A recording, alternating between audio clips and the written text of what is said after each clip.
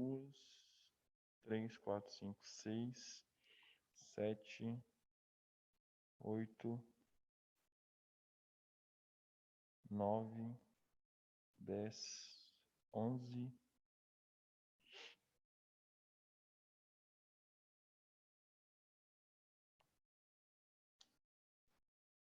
12. Exatos 12.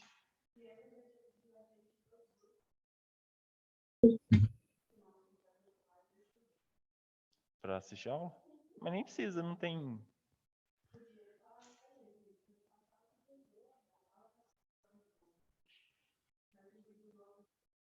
Mas não vem 6 todo dia. Então, tipo assim, quem vem sempre pode continuar vindo, porque a galera que era para vir não vem, então quem quiser vir pode vir. Ué.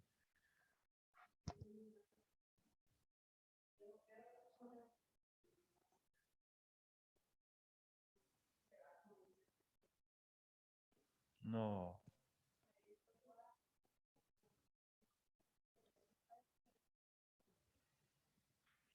Não, mas se você quiser vir, pode vir, normal.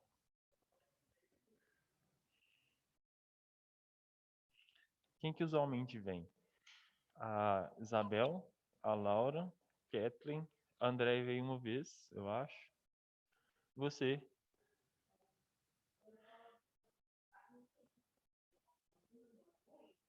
Acho que é mais.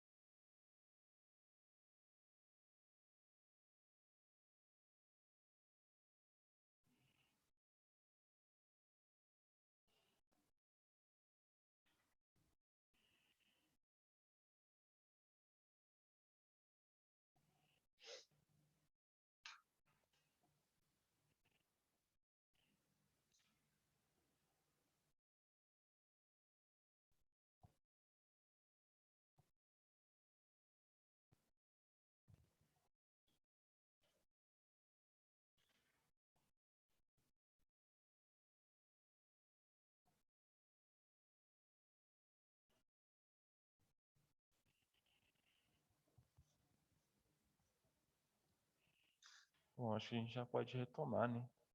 Já deu um tempo pra galera entrar.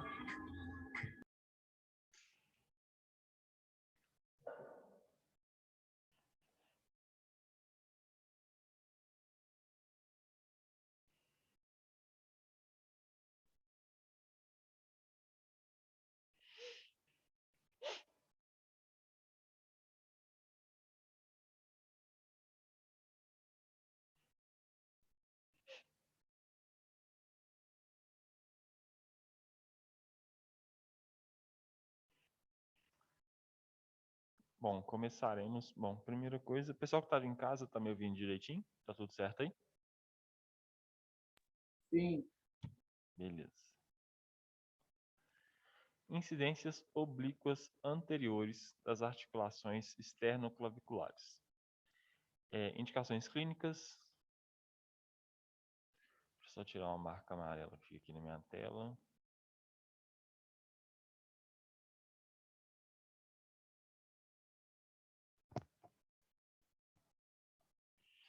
Bom, indicações clínicas, diástase da articulação, subluxação ou outras condições das articulações esternoclaviculares. Diástase é quando há uma separação da articulação, né? Por exemplo, a gente tá vendo a clavícula com o externo. Então, quando elas desarticulam, isso é uma diástase.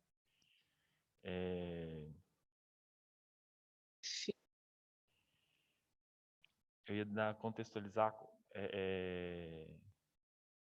No contexto histórico, nós tivemos algumas diásporas, né? Que é quando a galera sai do núcleo dela e vai para outro lugar. É justamente ter esse distanciamento, né? Que vocês poderiam associar também, por causa do prefixo. Diáspora, diástase, né? Bom, fatores técnicos. Distância foco-receptor, né? Ou distância foco-filme. 1 metro. O chassi 18 por 24, né, carinhosamente chamado por 18. Grade 60 mais ou menos 5 kV e MAS 50 mais ou menos 5. Posicionamento do paciente em pronação com leve rotação de 10 a 15 graus do tórax, um dos braços levantados em frente ao paciente e o outro atrás do paciente. Posição da parte, com o paciente rodado de 10 a 15 graus, alinhar e centralizar o processo espinhoso, 3 a 5 centímetros lateralmente ao raio central, e a linha média da grade ou mesa buque vertical. Centralizar o raio central com o receptor de imagens, né? E colimar a área de interesse. Raio central, perpendicular ao nível de T2 e T3, ou 7,5 cm distal à proeminência vertebral e 2,5 cm a 5 cm lateral ao plano sagital médio. Respiração, condição de apneia, que a gente tinha conversado, né, com esvaziamento do pulmão. E anatomia demonstrada, o manúbrio, porção medial das clavículas e a articulação externo-clavicular estão mais evidentes pelo lado inferior. A articulação externo-clavicular, na parte superior, estará encurtada. Então, aqui, né, o paciente está angulado, né, o corpo do paciente está angulado, está rotacionado de 10 a 15 graus, como nós vimos na descrição. O raio central é perpendicular, né, 7,5 cm abaixo, né, da proeminência cervical e 2,5 cm lateral, né? Então faz um L mesmo, tipo cavalo no xadrez, né? O posicionamento do raio central. O paciente nessa condição, o mais prático a se fazer. Primeira coisa que a gente usualmente já faz é alinhar o equipamento, essas coisas vocês já estão mais craques.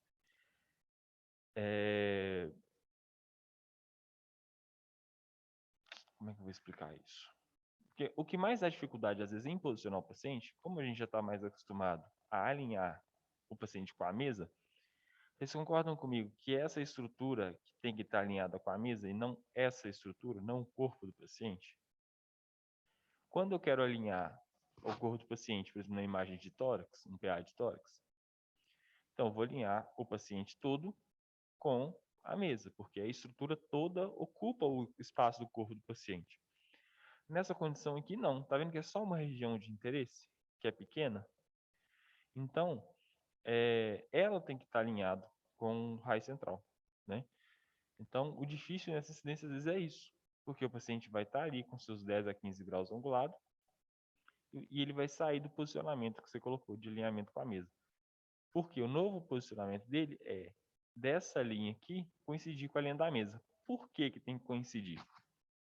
Se vocês lembrarem bem, quando vocês posicionam, colocam o chassi na gaveta e enfia a gaveta, né, fecha a gaveta, a linha central do chassi vai coincidir com a linha central da mesa, que vai coincidir com a linha central do raio. Então, o seu paciente tem que sair um pouco para o lado, para essa linha aqui do raio coincidir com a linha da mesa e coincidir com o chassi. Então, o seu paciente fica um pouquinho deslocado para o lado.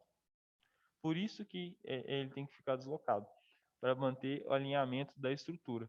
Porque muitas vezes a estrutura é grande, e aí, não tem problema não, isso alinha só o corpo do paciente, porque coincide com a estrutura.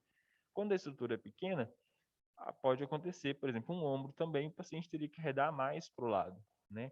Para poder aproveitar o alinhamento do cabeçote, raio central, mesa e chassi, por exemplo. A gente está mais acostumado com essa ideia aqui de quando está fazendo em pé, porque é mais fácil. Às vezes fica um pouco mais difícil de imaginar quando o paciente está deitado, que é nesse caso aqui. Conseguiram pegar a ideia? Sim, não? Sim. Explica de novo. Explico. o usual nosso, né, quando a gente pega o papel do paciente, pega lá o pedido, vamos fazer a incidência do paciente. Nós vamos lá e preparamos a sala primeiro. A gente coloca o cabeçote, vamos usar o exemplo que tem decúbito, né? Coloca o cabeçote apontado para baixo, raio central alinhado com a linha da mesa. Linha da mesa futuramente vai ficar alinhado com o chassi, por quê? Quando você coloca o chassi na gaveta e fecha a gaveta, o seu chassi, a linha central dele vai coincidir com a linha central da mesa. Como você já alinhou o seu raio central com a linha da mesa, então vai ficar tudo no alinhamento só. Você concorda comigo? Sim. Beleza. Se eu posiciono esse paciente, o plano sagital mediano dele aqui, ó, pela linha da coluna, olha só, com a mesa, né? E faço a rotação do corpo dele de 10 a 15 graus para a oblíqua, e mexo com o cabeçote para o lado, para o raio central ficar aqui, a imagem vai sair no centro do chassi ou vai sair fora do centro? Fora, Por que vai sair fora? porque o alinhamento está incorreto. Porque o alinhamento é incorreto. O chassi está alinhado com a mesa. Se você movimenta o cabeçote, você está Vai ficar desalinhado. desfazendo o alinhamento. Oi? Aí fica desalinhado se mexer com o cabeçote, não mexer com... tem que mexer com os dois, no caso, para ficar alinhado, né? Se mexer Isso, só com um, desalinha. exato. Só que o chassi não tem como você ficar mexendo com ele dentro da mesa, levando ele para uma extremidade, por exemplo, a extremidade do lado de lá, como se a gente quisesse acompanhar o paciente. Então, o chassi ele vai sempre ficar no centro da mesa. E aí, é essa condição que a gente tem que pegar o paciente, em vez de alinhar o centro dele com a mesa, porque a nossa estrutura de interesse não está no centro do paciente, está lateralizado ao paciente, né?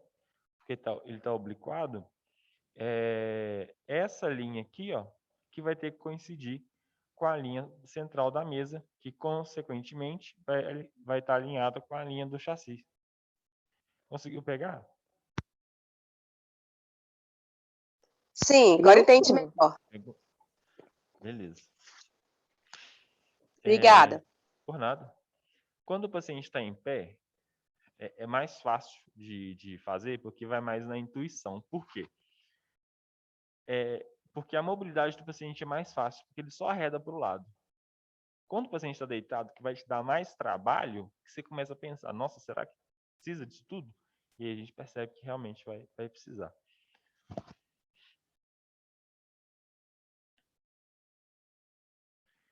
Observem a radiografia aqui, ó. A clavícula.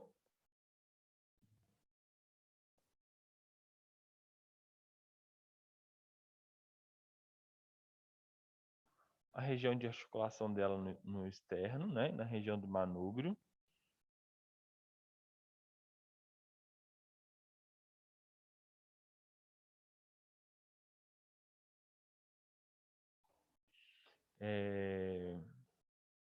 Costela aqui, né? E aqui.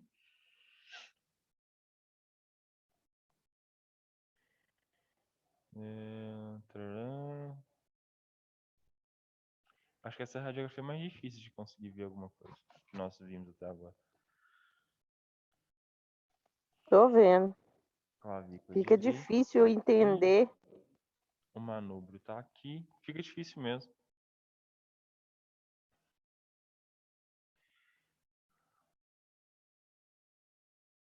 Eu acho que esse outro pedacinho aqui, ó, que tá vindo aqui, ó, É o do é a braço? outra clavícula. Então aqui eu tenho uma, onde eu tô circulando de novo. E aqui eu tenho outra. E aqui eu tenho a região de articulação do manúbrio, que sobrepõe um pouco com a outra clavícula. Conseguiram pegar a ideia?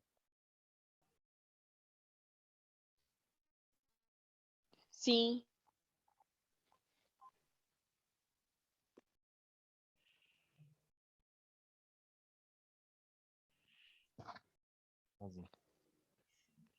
Bom, o grau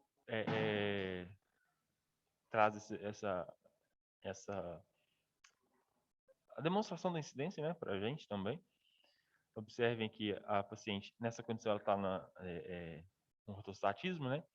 Observem que o plano sagital mediano dela está bem delimitado aqui pela linha azul, roxo, alguma coisa assim, nesse tom, né? E a colimação vem aqui. Que a Isabel tinha perguntado se era só esse trechinho, né? Se é só essa pouca colimação, e que de fato é. E o raio central aqui. Observem que essa região direita da paciente está mais voltada para o receptor, enquanto a esquerda está mais distante, né?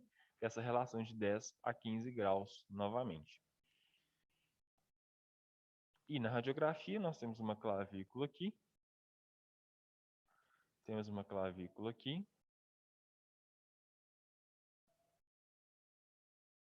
A outra aqui, ó.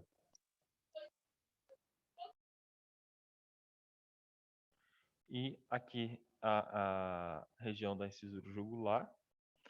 Aqui a articulação, né, onde seria o espaço de articulação da clavícula. Então aqui nós temos um espaço de articulação, enquanto que já é a parte do manúbrio, né, do externo de articular. E aqui a face da clavícula, né, face clavicular.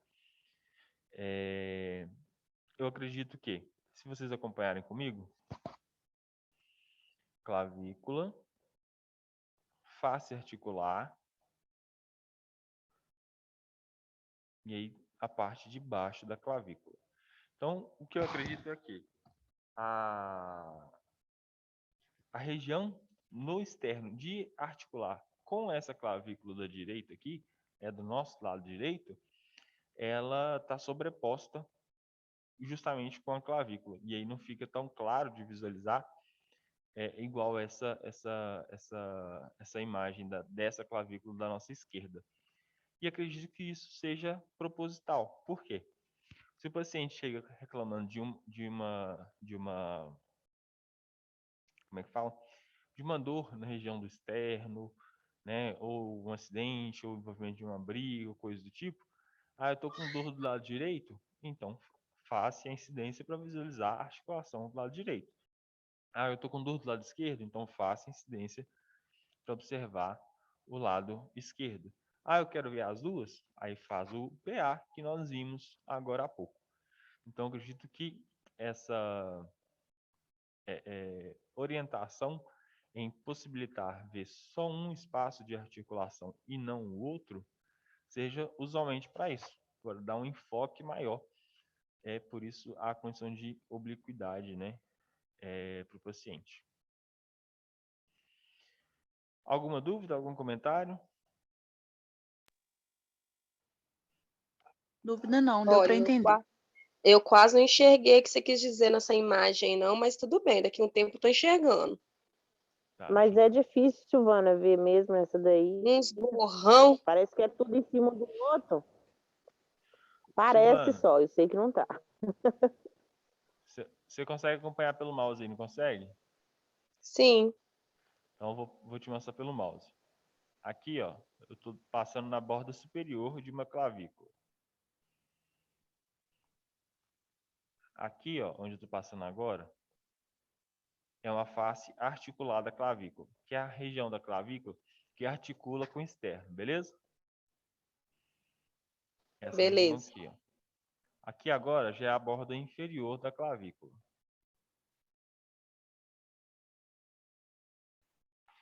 No externo, essa parte que eu estou passando aqui, ó, é a incisura jugular, que é esse uzinho que a gente tem aqui na base do pescoço.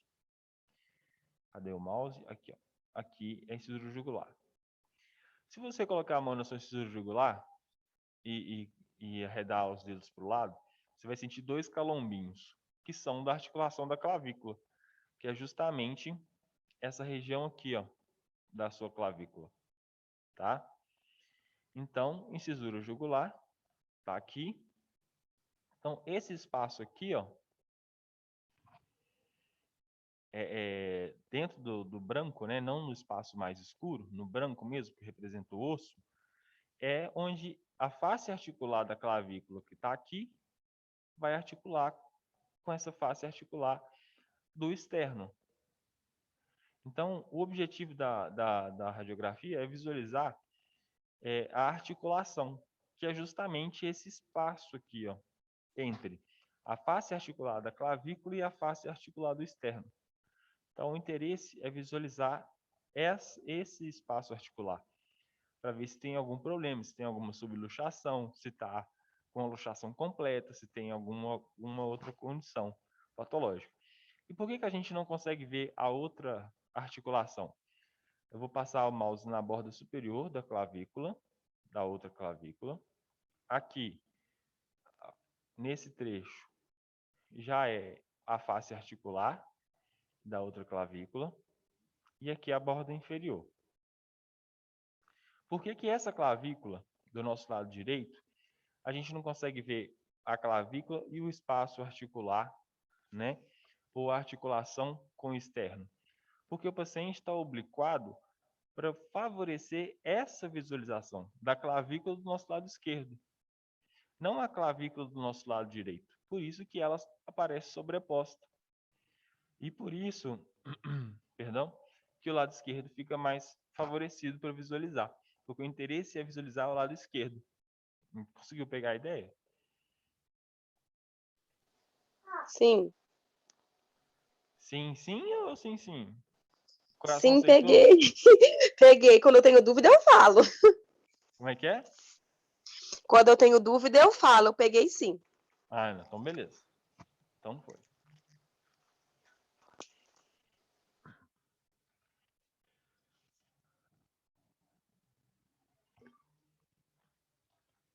Incidência AP para costelas posteriores. Indicações clínicas ou patologia costal ou alguma patologia, né, no costela, incluindo fraturas e processos neoplásicos.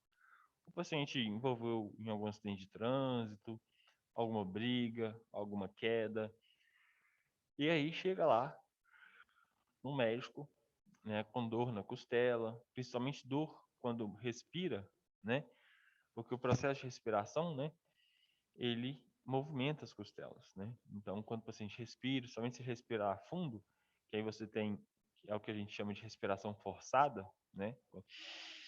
Que enche muito a caixa do peito, né? Aumentar o volume pulmonar, faz com que as costelas se movimentem um pouco mais. Então, o paciente vai chegar com muita dor, dificuldade até, dependendo da condição, com dificuldade de respiração, ou então o paciente já chega, né, por uma investigação neoplásica, né, de câncer ósseo, metástase óssea, coisas do tipo, né?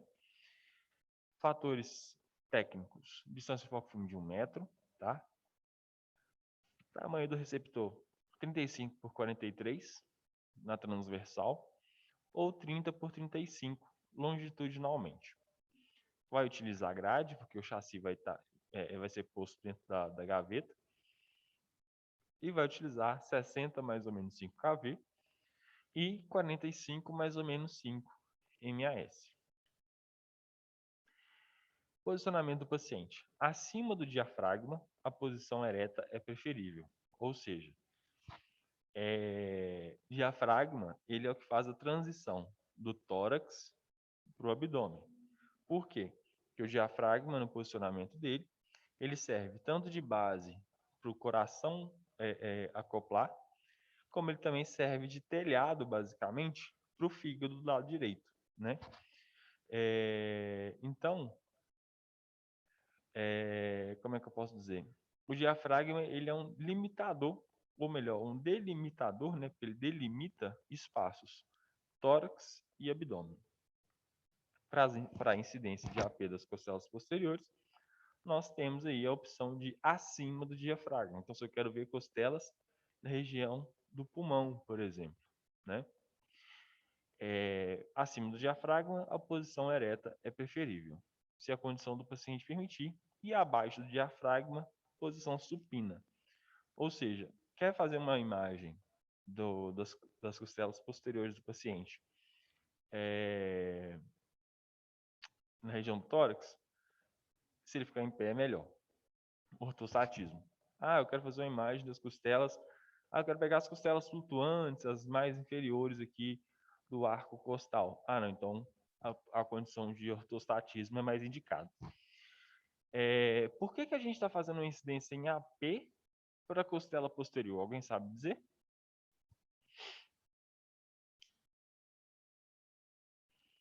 Pode ser uma questão de prova, hein?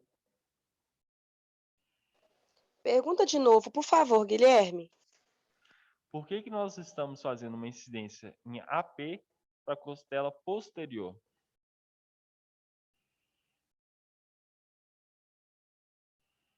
Para ter melhor visualização, não? Sim, é uma boa resposta. Mas eu queria ouvir uma outra um pouco mais completa. Referente ao raio central, fica melhor?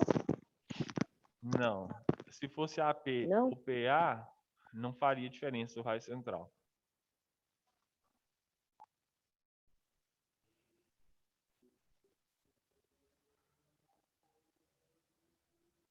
É um pouco do que a Silvana comentou.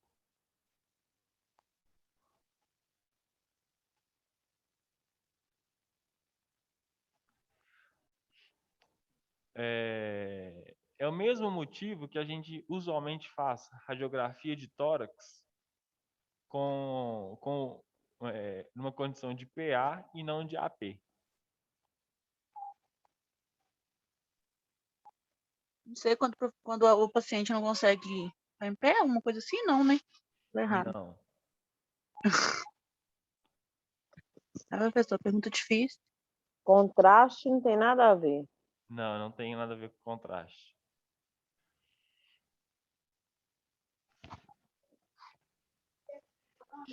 Para ver os tecidos moles? Não, Não. também não. Não tem nada a ver. A Luísa A Luísa respondeu, olha lá. A Luísa, Parabéns porque a pra parte ela. posterior fica mais próximo do filme? Isso, exatamente. Para diminuir a Ei, magnificação. 1 ponto para ela. Se eu quero visualizar as costelas posteriores, eu tenho que fazer com que elas fiquem mais próximas do receptor. Para quê? Para ela ter um tamanho mais adequado, mais próximo do real e uma nitidez melhor, uma percepção, um detalhe melhor. Flerta com o que a Silvana comentou, para a qualidade da imagem, né, para a visualização da imagem ficar melhor.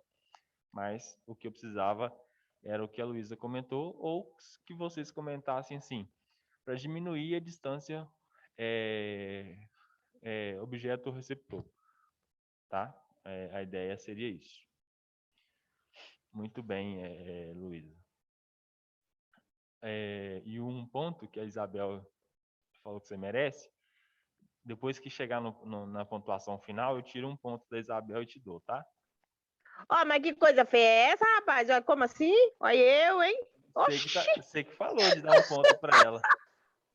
Uai, eu não tô tendo quase nenhum, você ainda quer tirar os que eu tenho? Do Guilherme, fala com a minha amiga não, ai, coisa feia. Tá doido. Ô, Luísa, no final, quando a Isabel tiver com uns 20 dela, de fechar 10 da prova e 10 da lista, aí no final ela vai ficar com 19, e aí você pega um ponto dela. A não ser que você fique com 20 também, aí eu não posso dar 21. Aí a Assim Isabel pode, vai aí ficar eu com os dou. 20 dela. Beleza? Só justificando o outro trecho da pergunta que eu comentei, da questão do coração, por que preferencialmente faz a radiografia de tórax numa condição em AP? Justamente porque o coração ele é mais anterior, né, no corpo do que posterior. Então, se eu coloco ele mais próximo, nossa, 10 minutos já. Se eu coloco ele mais próximo do meu chassi, então eu tenho uma proporção, né, da imagem uma qualidade da imagem, um ganho de nitidez e de detalhe para o meu coração, né? Para o meu pulmão também, que está ali mais próximo, tá? A ideia é essa.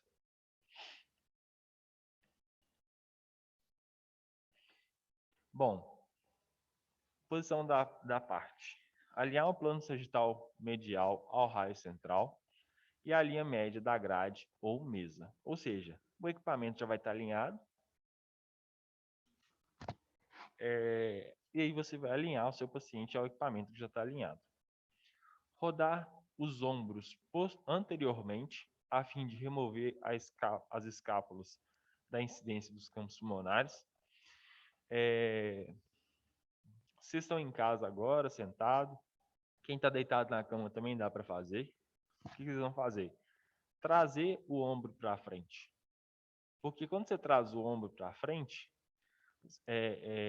a ideia que se dá é que faça uma abdução das escápulas, né? A abdução de abrir mesmo, né? Então você abre as escápulas.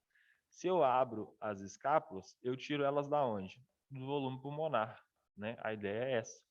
No nosso caso, como a ideia é ver costelas, então se eu tiro a escápula que tem a mesma densidade óssea, né? A mesma condição de atenuação que as costelas, então é um ganho para a minha imagem, né? Então eu abro o ombro, né? Faço uma rotação anterior, né? Justamente para isso. Erguer o queixo para evitar que se sobreponha às costelas superiores e olhar para frente. A ideia está bem descrita. Não deixar o paciente olhando para baixo, olhar para frente, justamente para não sair o queixo na região aqui da primeira, segunda costela.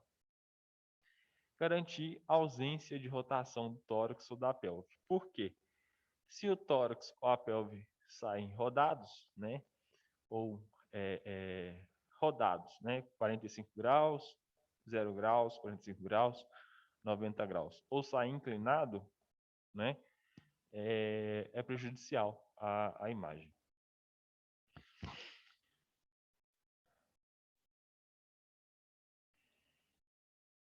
Raio central. Quando a radiografia, né, for acima do diafragma, o raio central perpendicular ao receptor de imagens, né, centralizado de 8 a 10 centímetros abaixo da incisura jugular, nível de T7. Tá? Receptor de imagem centralizado ao nível do raio central. E o topo do receptor de imagem deve estar aproximadamente 4 centímetros acima dos ombros. Por isso que o nosso chassi é tão grande, né? É o maior chassi que nós vemos na aula hoje. E quando a incidência for abaixo do diafragma? Raio central perpendicular, centralizado no nível do processo tifoide. E o receptor de imagem centralizado ao raio central, margem inferior do receptor de imagem na crista ilíaca. Respiração em apneia, a mesma condição que a gente já tinha visto, né? Anatomia demonstrada, as costelas de 1 a 10 devem ser visualizadas e abaixo do diafragma as costelas de 9 a 12 devem ser visualizadas. Então aqui nós temos uma radiografia, né, da parte de cima, né, do diafragma, né? Notem aí, a colimação poderia subir um pouquinho, né? Que pede 4 centímetros, então poderia subir um pouquinho aqui ainda. Pouca coisa, mas poderia. Raio central a nível de T7, né? Tá ok. Condição de apneia, né, para o paciente, e vai ser realizada a incidência. A mesma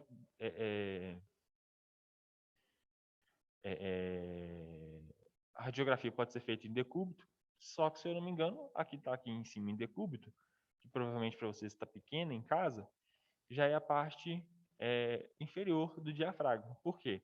Porque o raio central dele aqui está no processo tifoide, não está no T7 mais, já está mais abaixo. E a colimação não está vindo aqui na região do ombro, está vindo à borda inferior, na altura da crista ilíaca. Deixa eu ver se tem outra imagem. Tem só radiografia. Deixa eu ver se tem imagem do grau. Tem, só que é a borda superior. Isso. Bom, aqui nós temos radiografias, né? Tanto acima do diafragma, né? A delimitação do diafragma aqui. E observem como é que as costelas são mais bem visualizadas, né? Mais com brilho um pouco melhor, visualização um pouco melhor. Então, se a imagem é para visualizar a região superior ao diafragma, então pode ser que corte as costelas inferiores, né? Inferior ao diafragma? Pode ser, porque o nosso foco é em cima. Ah, mas a imagem da direita traz uma radiografia das costelas inferiores. Beleza. Então pode ser que corte em cima, porque o foco é visualizar as costelas inferiores aí ao diafragma. O diafragma aqui, né? Divisor aí do tórax e abdômen. E a gente consegue ver as costelas aqui, né? Bonitinhas. Alguma dúvida, algum comentário?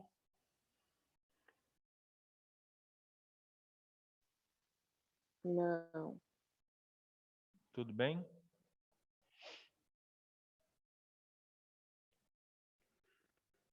Essa radiografia ficou melhorzinha, né? Essa aqui, né? Ela ficou bem visível. Sim, essa radiografia, ela tá quase tão bonita a nível de você poder imprimir, colocar num quadrinho e colocar no seu quarto. Muito Ela tá bonitinho. bonita mesmo. Tá dando para ver bastante coisa.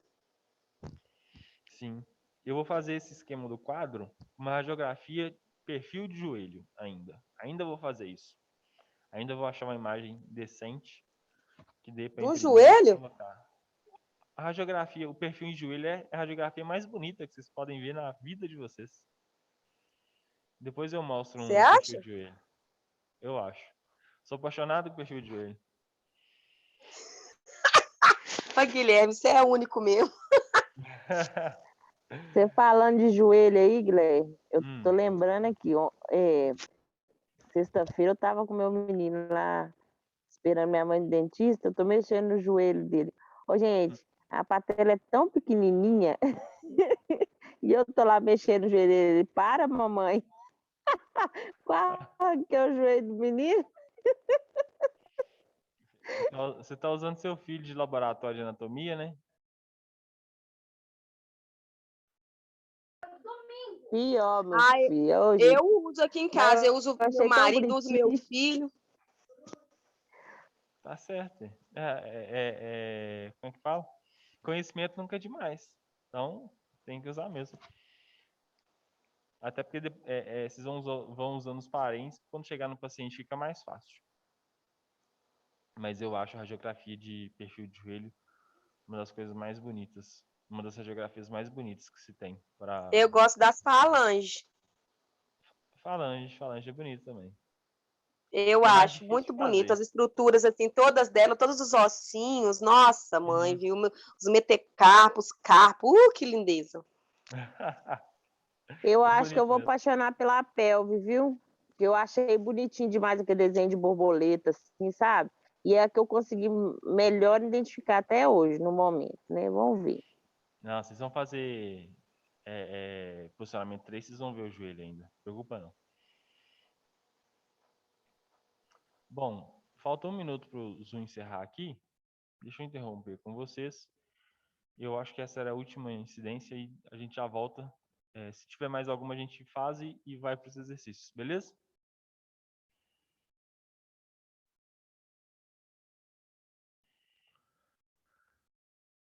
Até daqui a pouquinho, então. Daqui 5 minutos a gente volta.